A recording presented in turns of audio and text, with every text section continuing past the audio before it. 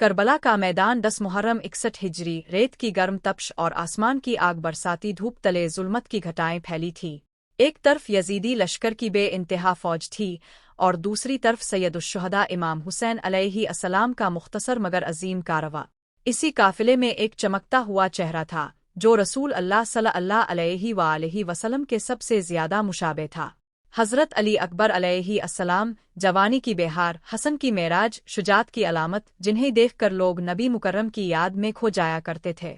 اور مدینہ سے چلی یہ قافلہ جب کربلا پہنچا تو ایک نام ایسا بھی تھا جو جسمانی طور پر اس قافلے کے ساتھ نہ تھا، مگر روح اور دل کی تمام رگیں اس کارواں سے جار تھیں۔ وہ نام تھا بی بی صغرا سلام اللہ علیہا کا۔ مدینہ کی جدائی۔ جب امام حسین نے مدینہ کو خیرباد کہا تو اہل بیت کی خواتین، بچے اور عزیز ساتھ تھے، لیکن بی بی صغرا بیماری کی حالت میں تھیں اور امام نے دل پر پتھر رکھ کر انہیں مدینہ میں رہنے کا حکم دیا۔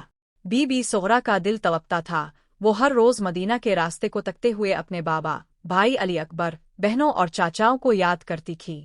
علی اکبر کو مدینہ چھوڑتے وقت صغرا سے الوداع کہنا ایک قیامت سے کم نہ تھا۔ صغرا کا آنچل بھائی کے گلے میں تھا، آنکھوں میں نمی اور لبوں پر فقط ایک ہی سوال، بھائی کیا آپ واپس آئیں گے؟ اور علی اکبر کا درد بھرا جواب، صغرا اگر بابا کی قربانی قبول ہو گئی تو ہم سب پلٹ آئیں گے جنت میں، جہاں جد امجد ہمارا منتظر ہوگا۔ صغرا کے خواب۔ کربلا کی 10ویں رات، مدینہ میں صغرا کو نیند نہ آتی تھی۔ وہ ہر لمحہ دروازے کی طرف لپکت جیسے ابھی علی اکبر آئیں گے۔ اسی رات انہوں نے ایک خواب دیکھا، خون میں لت پت علی اکبر انہیں سینے سے لگا رہے ہیں اور کہتے ہیں، صغرا اب کی بار جدائی ابدی ہے۔ بی بی صغرا ہلبلا کر الفاٹے بیٹھے، دل دھڑک رہا تھا۔ وہ جان چکی تھیں کہ علی اکبر میدان کربلا کی طرف روانہ ہو چکے ہیں۔ کربلا کا صبحن عاشور۔ عاشور کی صبح، جب میدان کربلا کی سرزمین موت کے سناٹے میں لپٹی ہوئی تھی، علی اکبر نے اجازت طلب کی۔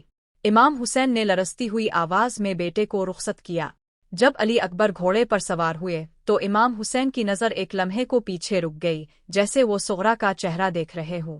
صغرا اگر تم یہاں ہوتی تو میں کیسے تمہارے بھائی کو رخصت کرتا؟ روحانی ملاقات۔ اسی وقت مدینہ میں بی بی صغرا سجدے میں گری تھیں۔ ان کا دل ایک عجیب دھڑکن کے ساتھ تیزی سے دھڑک رہا تھا۔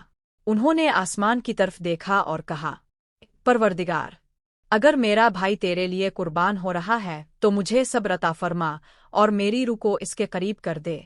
اسی لمحے بی بی صغرا نے خواب آکشف میں کربلا کا منظر دیکھا۔ علی اکبر ایک فوج پر ٹوٹ رہے تھے، نعرہ تکبیر بلند کر رہے تھے اور شجاعت کے میدان میں علی مرتضیٰ کی جھلک دے رہے تھے۔ دوسرا باب، علی اکبر عین کی شہادت اور صغرا سین کی قیامت۔ آخری جنگ۔ علی اکبر نے جب دشمن کی صفوں میں شجاعت کے جوہر دکھائے تو ہر نیزہ ان کے خوف سے پیچھے ہٹ گیا، لیکن ایک پل ایسا بھی آیا جب پیاس، تھکن اور زخموں کی شدت نے انہیں بے حال کر دیا۔ امام حسین کے خیمے کے قریب آ کر عرض کیا، بابا جان، پیاس نے نیال کر دیا ہے، اگر اجازت ہو تو واپس جاؤ۔ امام نے علی اکبر کے منہ سے لگ کر فرمایا، بیٹا تم میرے جگر کا ٹکڑا ہو، لیکن صبر کرو، جلد جد امجد رسول اللہ تمہیں سیراب کرے گے۔ علی اکبر ایک بار پھر دشمن پر ٹوٹ پڑے اور آخرکار وہ نیزہ آیا جس نے سینہ چیر دیا۔ وہ گھوڑے سے زمین پر آئے، آواز دی، آ بتائے علیک منی السلام۔ صغرا کی روح پر زخم۔ اسی لمحے مدینہ میں بی بی صغرا ایک چیخ کے ساتھ زمین پر گر پڑی، اماں جان، میرا بھائی چلا گیا، مجھے اس کی مہک آنا بند ہو گئی ہے۔ ان کی والدہ انہیں سنبھالنے لگے، لیکن صغرا کا دل زخم ہو چکا تھا۔ انہوں نے کمرے میں جا کر وہ سب چیزیں اکٹھی کیں جو علی اکبر کی یاد دلاتی تھیں، ان کا رومال، ان کی لکھی ہوئی تحریر اور وہ دعا جو اکبر نے سفر سے پہلے دی تھی۔ صغرا، میری شہادت اگر ران حق میں ہو تو تم فخر کرنا، غم نہ کرنا، بلکہ میرا نام زندہ رکھنا۔ شام غریبہ کی روشنی۔ کربلا میں علی اکبر کی لاش امام حسین نے خود خیمے میں لائی۔